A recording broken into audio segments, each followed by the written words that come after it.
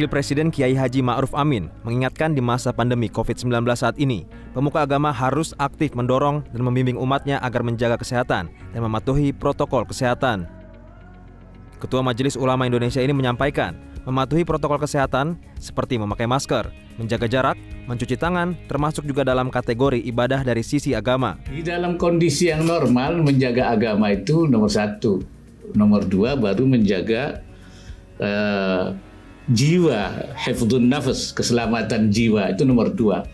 Tapi dalam keadaan yang tidak normal, seperti masalah pandemi itu, menjaga keselamatan jiwa itu menurut syariat itu nomor satu.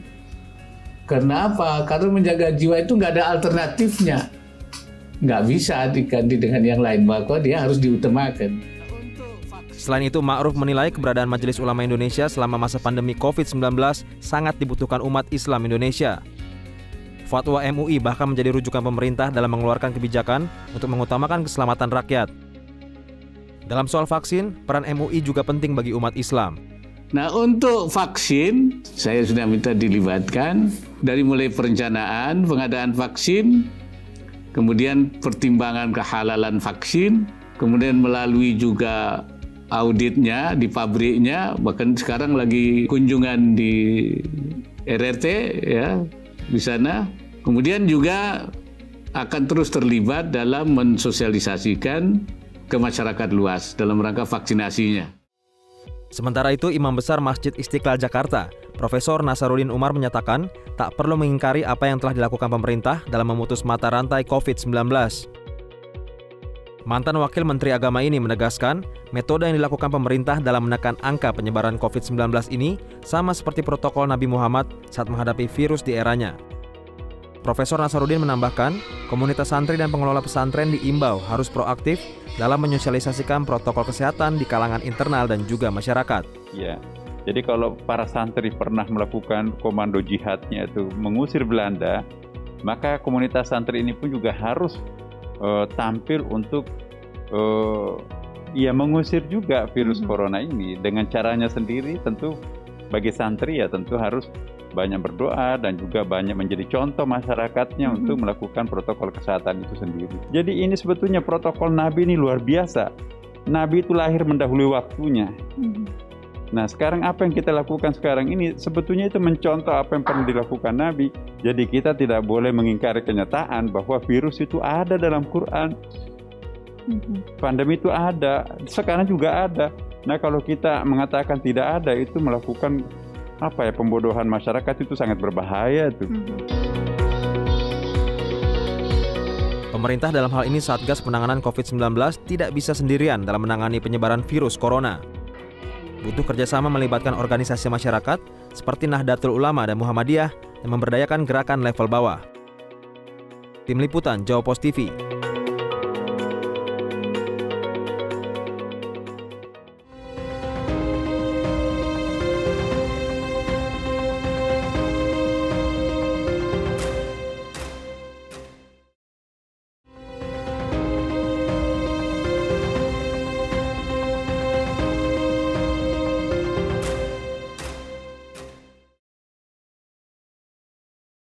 Menjalankan ibadah sudah menjadi kewajiban bagi setiap umat beragama. Namun dengan adanya pandemi COVID-19 ada sejumlah perbedaan dalam menjalankan ibadah khususnya di tempat ibadah. Lalu seperti apa protokol kesehatan yang diterapkan di tempat ibadah saat kita menjalankan ibadah? Salah satunya di Masjid Istiqlal Jakarta. Saat ini untuk membahasnya saya telah bersama dengan Imam Besar Masjid Istiqlal Jakarta, Profesor Dr. Kiai Haji Nasaruddin Umar.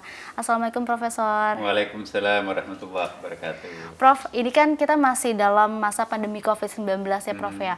Lalu sejauh ini protokol kesehatan seperti apa sih Prof yang diterapkan di Masjid Istiqlal Jakarta ini? Ya, sebagai masjid negara dan sebagai Masjid Istiqlal ya. Reputasi Masjid Istiqlal itu tentu juga harus tidak boleh main-main ya. Obsesi kita di Masjid Istiqlal ini sedapat mungkin kalau bisa menjadi trendsetter, sedapat mungkin menjadi acuan di dalam berbagai macam masjid ya, termasuk untuk protokol kesehatan ini. Makanya itu di Masjid Istiqlal ini betul-betul kami sangat disiplin untuk mempertahankan protokol kesehatan ini. Antara lain ya kan, masjid lainnya sudah terbuka, kami masih menutup sampai hari ini, belum dipakai untuk sholat Jumat secara terbuka ya. Selain karena memang kita masih dalam keadaan masih renovasi ya kan, juga terutama karena kita juga masih ada COVID-19 ini. Jadi gayung bersambut, akhirnya keputusan yang terbaik adalah sementara kita tutup Istiqlal, karena Istiqlal ini kan tidak bisa diprediksi. Kadang-kadang kalau sampai musim jamaah itu 200.000 orang bisa datang, kayak jamaah Jumat ya. Kalau pas lagi ada kegiatan di luar, penuh Istiqlal. Nah, bagaimana mungkin bisa kita memelihara protokol kesehatan kalau 200.000 orang? Kita mau mengukur suhunya kan menurut termometer. Termometer itu berapa ribu yang harus kita gunakan untuk, karena Jumat itu kan cuma waktunya 45 menit ya kan. Benar. Nah, dalam tempo yang sangat singkat bagaimana bisa mengukur 200.000 orang? Nggak mungkin. Nah, jadi udahlah, banyak masjid lain bisa digunakan untuk sholat Jumat, sambil untuk memberi kesempatan tukang-tukang para pekerja untuk menyelesaikan renovasi Istiqlal ini ya. Okay. Tapi bagi para pekerja tetap harus menggunakan protokol kesehatan, cuci tangan, social distancing, kemudian juga secara berkala ini disemprot semua.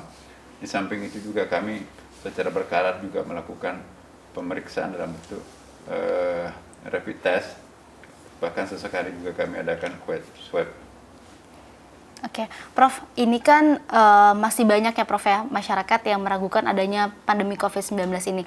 Lalu pandangan Profesor sendiri, sebenarnya seperti apa sih kita harus bersikap menghadapi pandemi COVID-19 ini? Iya, apa yang mau diingkari? Ini kan sudah fakta. Terjadi banyak korban dan rumah sakit pada penuh. Ada Wisma Atlet yang sangat luar biasa itu. Apa ya, masa hal-hal yang sangat di depan mata ini masih kita mau mengingkari kenyataan itu ya. Jadi kalau saya sih sendiri, mari kita mencerdaskan umat lah, mari mencerdaskan warga bangsa. Jangan lagi ada asumsi bahwa ini mah COVID, ini rekayasa segala macam. No, bagi saya ini bukan sesuatu yang sangat luar biasa menurut hemat saya, karena pernah juga terjadi pada masa Nabi kan. Umat-umat sebelum Nabi Muhammad pun juga pernah mengalami hal yang sama. Jadi ini adalah musibah yang harus kita sikapi dengan petunjuk-petunjuk secara objektif dan subjektif ya kan. Objektifnya ya, apa kata-kata dokter, apa kata pemerintah kita, apa isyarat-isyarat dari Rasulullah, bagaimana caranya menyikapi kalau terjadi semacam pandemi dalam masyarakat. Kan ada semua referensinya itu kan. Nah, jadi yang kita lakukan di Istiqlal ini mengikuti pertama ya instruksi pemerintah. Di sini kita punya DKI dan pemerintah pusat kan juga ada ya. Yang kedua juga kita mengikuti petunjuk Rasulullah. Ya, apa kata Rasulullah tentang pandemi? Manakala terjadi wabah menular di satu tempat, jangan mendekati tempat itu. Kalau sudah terlanjur di tempat itu, jangan keluar-keluar dari tempat itu. Itu kan sebetulnya karantina kan. Nah, kita juga harus mengindahkan protokol ini. Dan apa yang disampaikan oleh pemerintah dalam hal ini, yang bertanggung jawab khusus untuk pengawasan protokol ini, itu kita sangat disiplin. Misalnya kita perlu mengatur lalu lalang orang masuk di Masjid Istiqlal. Ya. Karena kami tidak ingin sekali orang lain masuk terkontaminasi, terinfeksi virus, maka itu nanti kan di sini ada sekolah ya, mulai dari TK sampai tingkat SLTA. Tentunya kita liburkan karena memang kasusnya belum memungkinkan untuk kita sekolah. Nah, coba bayangkan nanti kalau anak-anak kita pada sekolah, begitu banyaknya orang masuk, itu bahaya untuk anak-anak kita kalau tidak dilakukan semacam proteksi khusus ya. Nah, saya kira gitu, Mbak.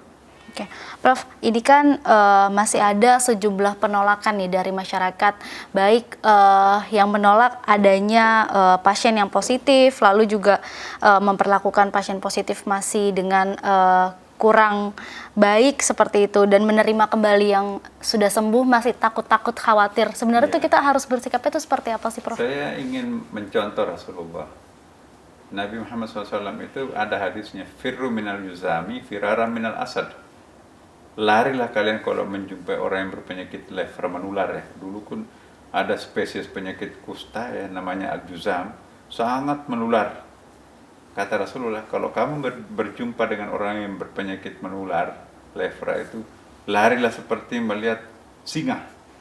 Kalau kita mendekati singa kan bahaya kan, jadi kita harus lari katanya. Tapi anehnya, ada hadis Nabi, ya, makan dalam satu baki yang sama dengan orang yang berpenyakit lepra, yang penyakit menular tadi itu. Nah ternyata setelah diteliti, ya itu ditawakuf ya, dipadukan. Sebelum ada vaksinnya, larilah seperti melihat singa. Tapi setelah divaksin, ditemukan obat tertentu yang mampu melumpuhkan, yang mampu menjinakkan, yang mampu mengeliminir sifat menularnya sehingga tidak menular lagi.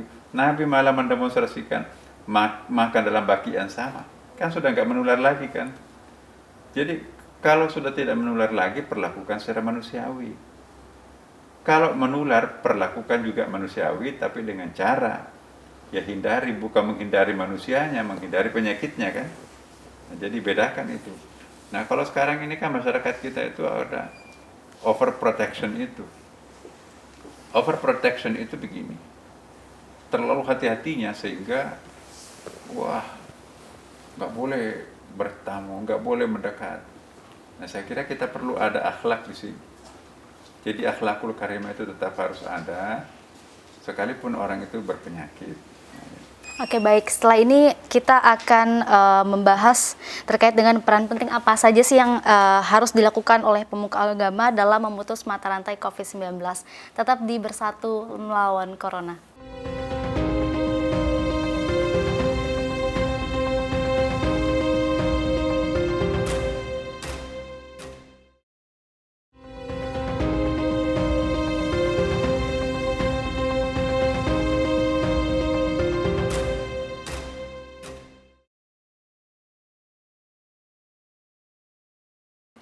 Masih bersama saya Profesor Dr. Kiai Haji Nasaruddin Umar selaku Imam Besar Masjid Istiqlal Jakarta. Prof, ini kan Islam itu termasuk salah satu agama mayoritas di dunia, khususnya di Indonesia. Lalu peran apa saja sih Prof yang dilakukan sama ulama-ulama khususnya di Indonesia dalam memutus mata rantai COVID-19 ini? Iya, ulama itu sangat besar artinya, karena loyalitas masyarakat itu sangat kuat terhadap pimpinan umatnya. Ya, kalau pemerintah mohon maaf ya, mungkin kadang-kadang kalau nggak ada yang lihat ya nggak loyal. Tapi kalau ulama itu, ya dalam keadaan sendirian pun juga dia tetap akan loyal terhadap ulamanya. Kenapa? Karena al ulama warasatul anbiya. Ulama itu adalah ahli waris spiritualnya Nabi, ya kan. Jadi pengawasan melekat Allah Subhanahu wa taala diyakini ada di sekitar ajaran agama itu. Nah, mengindahkan pesan-pesan ulama sama dengan mengindahkan pesan Nabi, mengindahkan pesan Nabi sama dengan mengindahkan pesan Allah Subhanahu wa taala. Jadi wajar kalau ulama itu sangat berpengaruh dan sangat didengar oleh warga masyarakatnya. Nah, di samping itu juga kaedah-kaedah yang disampaikan ulama itu sangat menenangkan umat. Tadinya kan orang, masa kita dilarang sholat Jumat, padahal kan Jumat itu wajib bagi laki-laki kan. Tapi dengan adanya pendapat ulama, bahkan ulama sendiri juga tidak sampai Jumatan dan Jumatan di rumahnya, oh iya ada ketenangan. Oh kalau begitu nggak apa-apa, ulama juga nggak sholat Jumat kok. Nah kecuali kalau nanti sudah COVID-nya sudah mulai mereda, ya udah kita mari kejar manfaat di masjid. Sholat di masjid itu 27 kali berjamaah pahalanya kan, daripada sholat sendiri di rumah. Jadi saya ingin kita menyampaikan pesan-pesan seperti ini betul-betul sangat jelas kepada masyarakat kita. Biasanya untuk pesan-pesannya sendiri seperti saat ini kan pemerintah sedang masih terus menggaungkan pesan 3M, memakai masker, mencuci tangan dan menjaga jarak. Itu biasanya kalau dari ulama sendiri disampaikan, disisipkan seperti apa? Dan seperti itu yang dilakukan ulama kita kan. Ya, saya sendiri misalnya pada setiap kali ceramah itu saya selalu selain menggunakan contoh diri saya sendiri ya kan pakai masker, kecuali kalau misalnya sudah steril di sekitar saya, ya sudah dijamin bahwa itu ya kita buka ya. Tapi akhir-akhir ini saya lebih banyak menggunakan masker. Kenapa? Karena ya saya nggak yakin, saya tidak menjamin, saya tidak bisa meyakini bahwa space yang ada di sekitar kita itu bersih, kecuali kalau di rumah saya misalnya kan memang nggak ada orang yang masuk ya, tidak ada kontaminasi dari luar ya, saya nggak pakai masker. Tapi begitu ada orang baru, orang luar, siapapun, walaupun anak-anak saya sendiri harus mandi, harus membersihkan diri, baru bisa bergabung dengan ruang privat kita di situ. Oke, Prof, selain untuk umat beragama Muslim, mungkin di Indonesia ini kan agama juga beragam ya Prof ya. Bagaimana sih Prof kita sesama umat beda agama, lintas agama itu bergandengan tangan untuk berusaha bersama-sama memutus mata rantai COVID-19? Bagus, kita kan Istiqlal ini menjadi contoh kemarin. Saya mengundang tokoh-tokoh agama sudah berkali-kali di sini. Ya, dalam rangka memecahkan persoalan bersama ini kan. Termasuk kami juga menghimpun kekuatan untuk mengumpulkan dana ya, dari berbagai macam komponen masyarakat. Lalu kami mendistribusikan bantuan masyarakat itu kepada masyarakat. Nah, kami undang teman-teman kita yang dari Katolik, dari Protestan, ya, dari agama lain, untuk mendistribusikan bersama harta kekayaan atau mungkin kupon uang yang kita kumpulkan. Ayo, ini kasih Anda umatnya sekian. Ya, proporsional ya kan, kami juga kasih. Nah, itu kita kumpulkan di masjid. Di masjid kita distribusikan kan. Jadi di atas itu ada gudang. Dalam bentuk makanan banyak gitu ya. Nah, teman-teman kita yang beragama lain juga ikut nyumbang, tapi juga ikut mendistribusikan. Nah, kita kumpulkan juga dana. Dana itu juga disumbangkan juga pada mereka yang terpapar ya kan. Tanpa membedakan agamanya apa. Nah, karena yang paling tahu tentang agamanya siapa, ya pimpinan umatnya kita ajak. Ini kita dapat amanah dari penyumbangnya untuk agama Katolik sekian, agama Protestan sekian, Islam sekian. Monggo, silahkan kita edarkan bersama. Itu disponsori oleh Istiqlal. Di Istiqlal pun juga kita adakan seminar lintas agama, bagaimana peranan tokoh agama dalam rangka menyelesaikan dampak COVID-19 ini. Ini kita sudah 2 kali di sini. Itulah yang dilakukan Istiqlal. Saya kira pertanyaannya sangat bagus ya. Bagaimana melibatkan tokoh masyarakat itu untuk mengatasi persoalan. Oke, Prof, terakhir nih Prof, mungkin ada himbauan bagi masjid-masjid atau tempat ibadah lainnya yang saat ini sudah mulai agak kendor nih dalam menerapkan protokol kesehatan. Himbauan apa mungkin yang bisa disampaikan? Iya, pertama, saya kira jangan kendor, ya, istilahnya tadi mulai kendor, jangan kendor, tetaplah disiplin untuk mengindahkan protokol yang telah ditetapkan oleh pemerintah. Yang kedua, ya, masjid-masjid itu tetap juga harus mempertahankan sterilisasi masjid, kebersihan masjid, ya. Ya, siapkan semua sanitasi, sistem pembuangan kotoran segala macam di masjid. Bahkan sampai nanti selesai COVID pun tetaplah mempertahankan kedisiplinan kebersihan masjid itu sendiri. Itu himbauan saya kepada teman-teman di Istiqlal dan juga para masjid yang lain. Dan yang ketiga, tentu yang sangat penting juga adalah manakala ada jamaah kita yang terinfeksi, itu sesegera mungkin kita berikan perhatian khusus, menyampaikan kepada pihak yang terkait, ya. Jangan kita sembunyikan di dalam masjid atau di dalam rumah ibadah. Gak apa-apa kok kita atasi sendiri. Kemampuan kita itu terbatas, ya. Jangan sampai nanti justru akan menjadi klaster hanya karena kita tertutup. Nah, kalau Istiqlal, ya kita terbuka. Begitu ada teman-teman yang terinfeksi, udah sampaikan langsung di Wisma Atlet kan. Ya, malah enak kok di situ dapat bantuan pemerintah, vitaminnya diurus, dokternya juga intensif daripada untuk melakukan karantina mandiri di rumah. Kita nggak tahu, apalagi kalau nggak ada keluarga dokternya kan. Jadi saya menghimbau sekali lagi ya, seluruh jamaah masjid manapun juga, mari kita tetap mempertahankan protokol kesehatan. Seluruh pengurus masjid jangan kendor menerapkan kedisiplinan dalam protokol kesehatan ini. Para kiai, para ulama, para tokoh agama, mari tetap memberikan himbauan sampai betul-betul virus corona ini menghilang di tengah-tengah kita.